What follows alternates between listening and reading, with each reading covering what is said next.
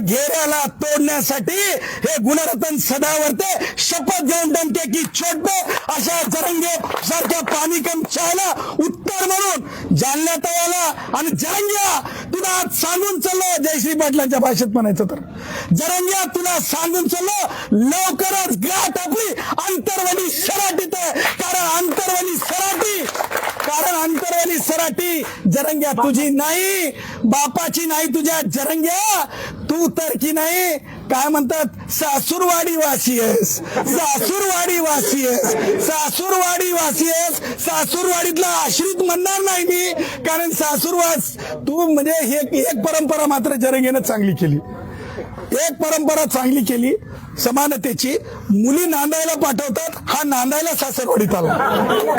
जरंग्या नांदायला सासरवाडीत आला हे मात्र कौतुकास्पद आहे रे जरंग्या